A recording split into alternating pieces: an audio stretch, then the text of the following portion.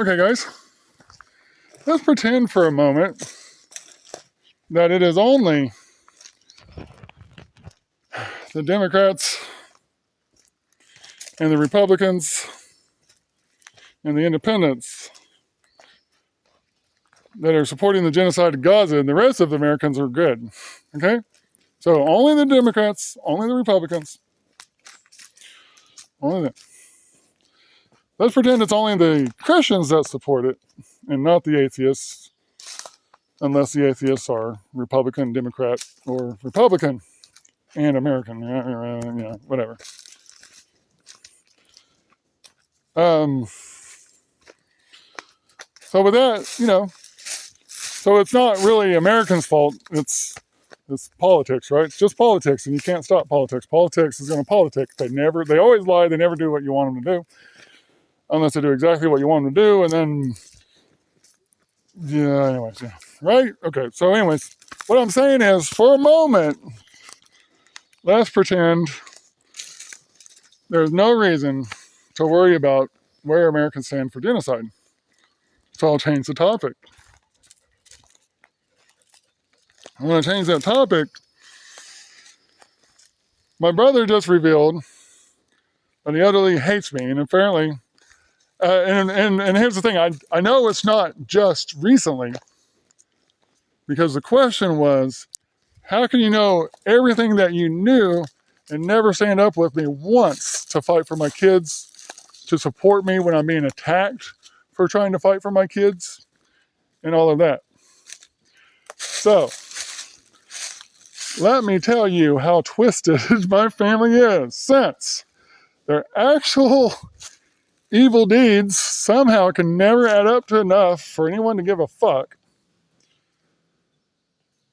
Can you consider that this next thing is really twisted? My brother hates my guts.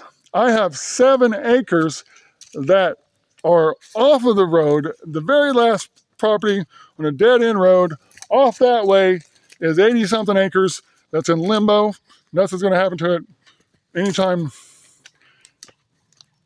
in imagination. Okay?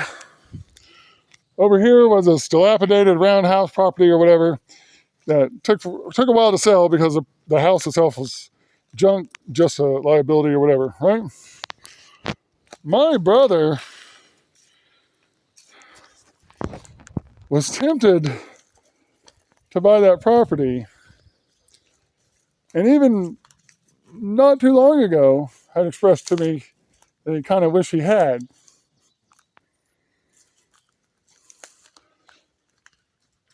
So I'm not completely safe from them, but I am safe from their gossip machine and their spying, and I'm safe from them trying to, they can't make an accusation if they're nowhere around, right? Like, oh, they're doing this. They're like, you saw this? Like, well, no. But as soon as they're nearby or can be in a position where they can lie about something and that, once they're in the area, they can lie and know that it'll stick. So I suggest to you that they hate me so actively and to the point that my brother was very seriously tempted to try to buy the property right next to me so that I could not have the escape from them that I have today. He didn't do it because his dad, his dad was struggling or whatever, and he bought his dad's property instead, which, thank God, that's way off the other direction. So even though this community has been worthless to me for the most part, I may have an exception I found, but it's a may. And as soon as it's established, it's really like, honestly, as Kyle proves, I can never trust that I'm not going to get another betrayal. I can never trust that people are genuine or whatever. I just have to give people a chance until they burn me. But no wonder why I could be doing okay in the morning and I head out and I'm trying to just go DoorDashing or whatever. And I was optimistic, thought I could just make the day count. And then as soon as I hit the road, I'm dangerously disassociating. But I got to go anyways, because if I don't, what else, So that's why. But more twisted than the evil that they did and do and don't report, that they are literally enablers of horrific child abuse. The things my kids are suffering have been absolutely enabled by people that are fully aware that everything I say about it is absolutely true. And again, as I say in another video, to the point that they gaslight me by calling me Trisha, the woman that abandoned those kids and abused those kids and came back and lied about it as a advanced plan before she even abandoned them, that she would come back and just say that I kidnapped them. She's so confident that she'll never be held accountable that literally she just decides on a story, sticks to it, and that's it. She should have never. A rational person that did what she did should have never expected to just pop up and be a legitimate contender for custody years after abandoning them. But welcome to Mays County, Oklahoma, where anything's possible for child abusers and pedophiles and all those sick people. Anything is possible for them. But if you need the help, legitimate help of the Mays County Sheriff Department, I can tell you, I have never had legitimate help from them once. I one time had one respond when Trisha was first popping up, and I was scared because I couldn't hear from my kids, and then came out for that.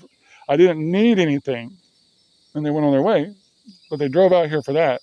But if they've come out here because I was trying to get help, it's never happened. I've been harassed by them. They've grouped up around me to make sure I know that they're ready for my anger about not getting help for my kids to cross some kind of line so they can pummel me and put me in cuffs or whatever. Because, even though they're all buff and all that, even though I'm going to be in legal jeopardy if I even try to fight back, they still won't take me on or anybody on unless it's overwhelming odds. And if they're by themselves and they're taking you on, they shoot you, right? Look at this I just found. That's probably been in a fire. It may not, but I'm going to try to look at that closer. It's a dime. It's not a penny. And but it's probably been through a fire. It might be why it's just colored, but I don't know. Or it's a really... anyway, I doubt it's going to be... Anyway, I'll look at it later, see if it's anything special. It won't be worth anything probably, but it'd still be cool if I found like a really old dime, right? Anyways,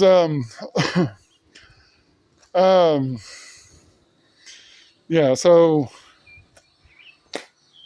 that's just how it goes. But yeah, literally so twisted that would even go so far as to buy a piece of property just to potentially have access to me. Now, at first, it was like, it'd be cool if he would have bought the property next door. It was like, it'd be cool to have, I don't know what he would have done with it or whatever, but, still, as worthless as the people, for the most part, have been in Locust Grove, my neighbors across the street, and now, unfortunately, even the new people that moved in established a whole new plot of land as a homestead. As worthless as all of them has been, it would have been good that if my brother had bought that property, then that's a meth head that won't. This is great, but Everything I have going on out here would have been ruined if somebody had bought that property and tried to put in several trailers or something like that. It would have totally changed the dynamics. That's the strays fighting. I don't know. I guess since they were starved, they still don't. They still are. I don't know if they're overeating or if I haven't managed to actually catch up to how far behind. I don't know. They are. I can't afford to keep them around, but I got to too. But anyways, they're eating a lot of food, more than my other dogs that are bigger than them. But anyways, okay, guys. But I'll go back. That's my point. My brother hates me. No family is out here close or anything like that. I bought this house from my friends that used to be my neighbors in Glenpool. Other people, family didn't care about us then either, so my neighbors could vouch for us being like religious, but they could have vouched for me. No abuse, no twisted weird shit that they ever saw. But they're the ones I bought my house from, and literally everyone else in Locust Grove has been worthless to me. Maybe an exception to that is underway. You would never understand. I have nothing but positive opinions of these people that I think are going to work out, and yet I can't even say, I can't.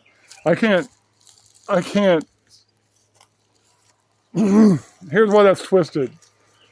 I can't talk.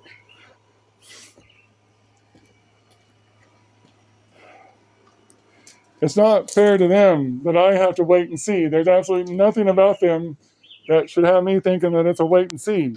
I should be super excited that I finally have found some decent people in Locust Grove that have the decency to even care about a desperate dad going through some shit.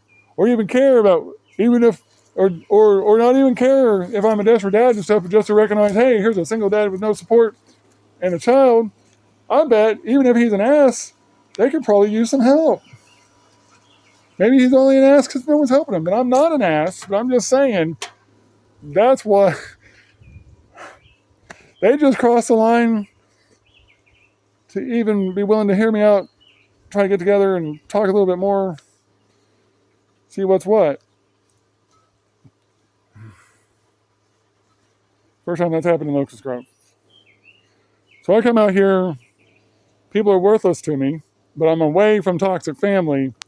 And literally toxic family, the only member of my toxic family that can on a whim